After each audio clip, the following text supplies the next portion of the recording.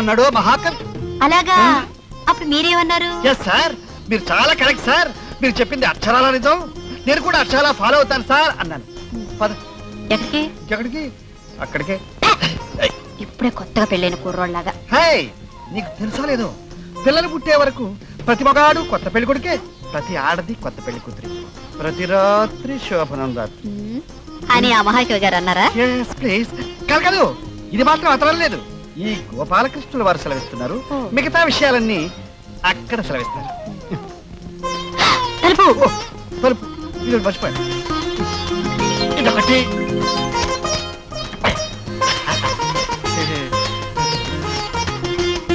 పర్వాలేదు. ఏమిటి ఎలా కూర్చున్నావు? ఇదొకటి మర్చిపోయాను.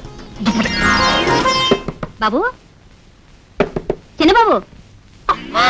ఎవరు? నేనే గోవిందమని. తెలుపుతారు. నీ పేరు గోవిందమ కాదు, పాలకల పుడక. బాబు వస్తున్నారు. ఏమిటి ఏమిటి ఏమిటి? పెద్దయ్య గారు పిలుస్తున్నారు. ఎందుకని నన్ను అడుగుతా? నాకేం తెలుసు ఎందుకో పిలుస్తున్నారు. వెళ్ళు. పిలుస్తున్నాడు. నిద్రపోతున్నాను చెప్పు. అలాగే 8 గంటలకే నిద్రపోయారంటే ఎవ్వరూ నమ్మరు. వెళ్ళు. ఏమి డాడీ అర్జెంట్ గా రమ్మన్నారట? అవును బాబు, వైజాగ్ లో మనకున్న స్థలాల విషయంలో ఏవో లావాదేవీలు వచ్చాయట. అర్జెంట్ గా బయలుదేరి రమ్మని అక్కడ మన లాయర్ గారు ఫోన్ చేశారు. అందుకని నువ్వు వెంటనే బయలుదేరాలి. అలాగే డాడీ, రేపే బయలుదేరతాను. లేదు బాబు, నువ్వు తెల్లవారేసరికి అక్కడ ఉండి నా తరఫున కొన్ని కాగితాల మీద సంతకాలు పెట్టాలి. ఇప్పుడు 8:30 గంటలకు ఫ్లైట్ ఉంది. ఈ ఫ్లైట్కే టికెట్ బుక్ చేయించాను. వెంటనే బయలుదేరు. అది కాదు డాడీ. తీసుకో. ఈ రాత్రికి వెళ్ళి అక్కడ చేసేదేముంది? రేపు ఉదయమే వెళదామని. బాబు, నేను చెప్పేది అర్థం చేసుకో. ముఖ్యమైన వ్యవహారాలు మన కోసం ఆగవు. Never delay in important matters. Understand? Well well well.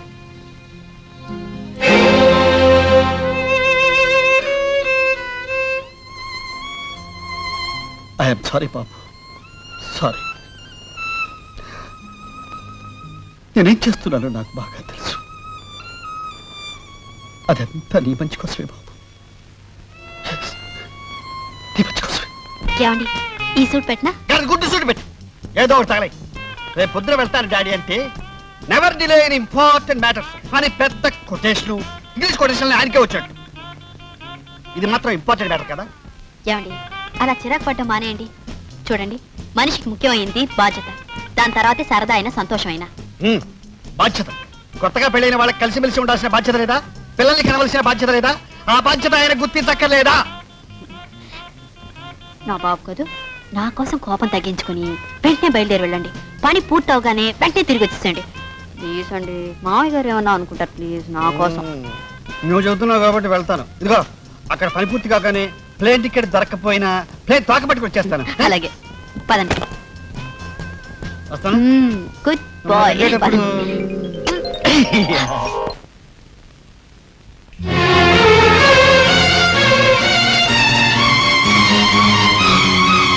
బుట్టలు అల్లుతున్నావు బుట్టలు. కాస్త ఆలస్యం అయితే బిడ్డకి ఎంత ప్రమాదం జరిగేదో తెలుసా? పసిబిడ్డ కంటే బుట్టలు అల్లుకోవడం ఎక్కువైందనమాట నీకు. మాట్లాడవే. ఆడదానమై ఉండి బిడ్డకు ప్రమాదం జరుగుతుంటే చూస్తూ ఊరుకోవడానికి బుద్ధి లేదు నీకు? నాకు లేనిది బుద్ధి కాదండి, చూపు. అంటే మీరు? అవును, చీకటి తప్ప వెలుగుని చూడలేని అభాగ్యురాల్ని. ఇది ఇక్కడుందా? దీనికోసమే ఎతుకుతున్నాను.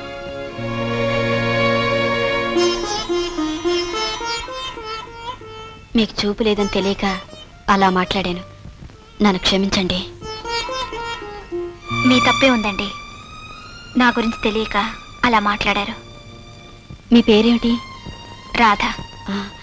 ఇంతకుముందు ఎప్పుడు మిమ్మల్ని ఇక్కడ చూడలేదు, ఈ మధ్య చేరారా? అవునండి.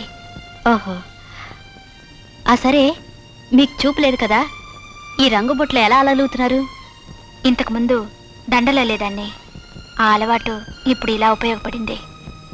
రంగులు ఎవరినైనా అడిగి తెలుసుకుంటూ ఉంటాను. మీరు చాలా బాగా అల్లుతున్నారండి. బ్రతుకు చీకటి చేసినా బ్రతకడానికి ఏదో ఒక దారి చూపిస్తాడు ఆ భగవంతుడు. ఏమ్మా రాధా, మా కోడల్ని అప్పుడే పరిచయం చేసేసుకున్నావా? డాక్టర్ గారు, ఈవిడ మీ కోడలు గారా? అవునమ్మా, నీతో అప్పుడప్పుడు చెబుతూ ఉంటానే. మేనకోడలై వచ్చి ఇంటి కోడలై మా ఇంటికి వెలుగును సందడిని తీసుకొచ్చిందని. ఆ అమ్మాయే సుజాత. సుజాత గారు, డాక్టర్ గారు ఖాళీ దొరికినప్పుడల్లా మీ గురించే చెప్తూ ఉంటారు. మిమ్మల్ని కలుసుకున్నందుకు చాలా సంతోషంగా ఉంది. కానీ నాకు మాత్రం చాలా విచారంగా ఉంది. అదేమిటమ్మా? అవును మావయ్య, మా ఇద్దరి పరిచయం అపార్థంతో మొదలైంది. ఏ? ఈవిడికి పాపం చూపు లేదని తెలియక తప్పుగా మాట్లాడాను. నా పొరపాటు ఈవిడ క్షమించిందని నేను అనుకోవాలనుకుంటే ఈవిడ ఒక పని చేయాలి. ఏమిటో చెప్పండి. నాతో మావయ్యతో కలిసి మీరు ఫోన్ చేయాలి. Correct correct correct. అబే ఎందుకులేండి. అంటే నా మీద మీకు ఇంకా కోపం పోలేదన్నమాట. ఆ, పదండి. బాబు, ఆ క్యారీ తీసుకురా. పదమా. రండి మావయ్య. అమ్మాయి గారు, భోజనానికి రాకుండా ఇంకా ఇక్కడే కూర్చున్నారే? అదే ఏం లేదు, నాకు తెలుసు. ఫోన్ కోసమే కదా.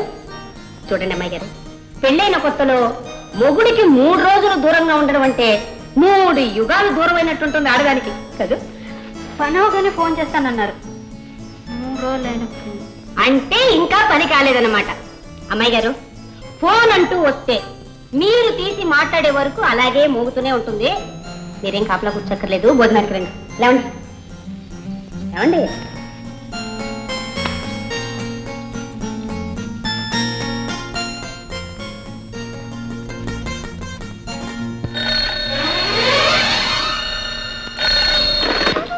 హలో, నేనే. బాగున్నారా? మీరు వెళ్ళిన పని అయిపోయిందా? అయినట్టే ఉందిలే. ఆ లాయర్ గారు దొరికితే లావాదేవీలు తేలక 3 రోజులు పట్టింది. అవుతుందిలే, ఒకవేళ అయినా కాకపోయినా సరే. సుజ్జి, నేను ఆగలేను.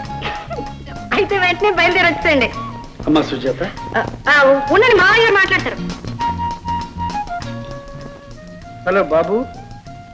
Hello daddy. ఆ స్థల విషయాలన్నీ తేలిపోయాయి. పేపర్ మీద సంతకాలు పెట్టేసి లాయర్ గారికి హ్యాండ్ ఓవర్ చేసి ఇవాళే బయలుదేరి వచ్చేస్తాను. చూడు బాబు, నేనే నీకు ఫోన్ చేద్దాం అనుకుంటున్నాను. ఎలాగూ అందాక వెళ్ళావు కదా, అక్కడే సత్తినపల్లి దగ్గర మన తోటలు కూడా ఒకసారి చూసిరా. తోటలా? అవి ఇప్పుడే చూడాలా డాడీ? మళ్ళీ తర్వాత ఎప్పుడైనా వెళ్ళి చూడొచ్చుగా. అది కాదు బాబు, మన తోట విషయంలో పక్క వాళ్ళతో సరిహద్దు గొడవలు ఉన్నాయట. ఒకసారి రమ్మని మన తోటలు చూసే రామయ్య కబురు పెట్టాడు. నువ్వు వస్తావని చెప్పాను. కానీ డాడీ, నా మాట విని రేపు ప్రొద్దునే బయలుదేరి అక్కడికి వెళ్ళి కొన్ని సమస్యలు మనం దగ్గరుంటేనే తొందరగా తేలుతాయి. ఎన్ని రోజులైనా పర్వాలేదు, అవన్నీ చక్కబెట్టుకుని మరీ. అలాగే డాడీ. ఇంకా ఏమైనా చూడవలసిన పనులు ఉన్నాయా? ఇంకేమీ లేవులే, ఇవే చూసుకుని బయలుదేరు. సరే, ఉంటాను. అమ్మా సుజాత.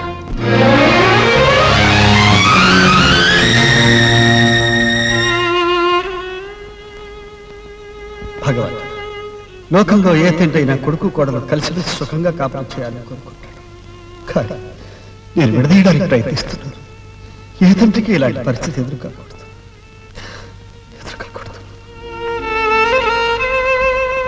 మోహన్, నాకు తప్పకుండా చూపొస్తుంది. నువ్వెక్కడున్నా వెతికి పట్టుకుంటాను. రాధా, రాధా, అబ్బా, ఎన్ని రకాల బుట్లలో ఒకదాని మించి ఒకటి ఉంది. నిజంగా నీ ఓపిక మెచ్చుకోవాలి రాధా. గుడ్డిదాన్ని, బుట్టలు అల్లడమే నా కాలక్షేపం, ఆదాయం కూడాను. సరే గాని నువ్వు పని చేయాలి. ఏమిటది? ఈ రోజు నుంచి నువ్వు నాతో పాటు మా ఇంటికి వచ్చి నాకు బుట్టలు అల్లడం నేర్పాలి. ఏమంటావు? ఆస్తి ఐశ్వర్యం ఉన్నవాళ్ళు మీకెందుకండి? ఏమిటి అలా అంటున్నావు? నాకు నేర్పాలని లేదా? చచా, అది కాదండి. అయితే ఆలస్యం ఎందుకు, వెంటనే పదా. డాక్టర్ గారితోటి. డాక్టర్ గారి గురించి నువ్వేం భయపడక్కర్లేదు, పద నేను చెప్తాను. ఇది ఇలా తిప్పి ఇలా ముడివేయాలి. అమ్మాయి, ఇదిగో మల్లెపూలు కట్టి తీసుకొచ్చాను, పెట్టుకోండి. అన్ని పూలు నాకెందుకు, నువ్వు పెట్టుకోవచ్చుగా. సర్లే, ఇప్పుడు నేను పూలు పెట్టుకొని చేసేది ఏం లేదు కానీ మీ ఇద్దరు పెట్టుకోండి. రాధా, ఇద్దరు పూలు పెడతాను. వద్దు, ఆ పూలు నా తల్ల పెట్టద్దు. అసలు వాటిని నా దగ్గర ఉంచొద్దు. వద్దు. అదేంటి, ఆడపిల్లవై ఉండి పూలు వద్దంటావేంటి? ఆశ్చర్యంగా ఉంది కదా. ఒకప్పుడు ఈ పువ్వులంటే నాకు చాలా ఇష్టం.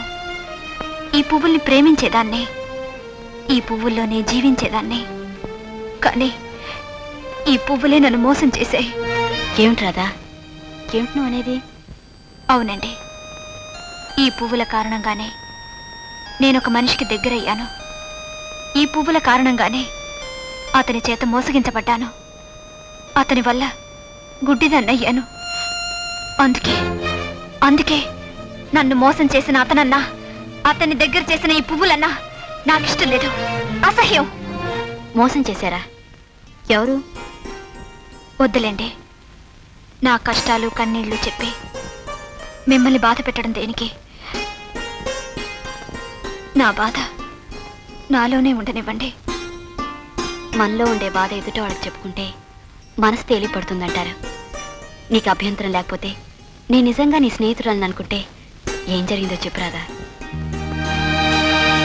చెప్తాను సుజాత గారు, చెప్తాను. తల్లి తండ్రి లేని నేను మా ఊళ్ళో పూలు అమ్ముకుంటూ బ్రతికేదాన్ని.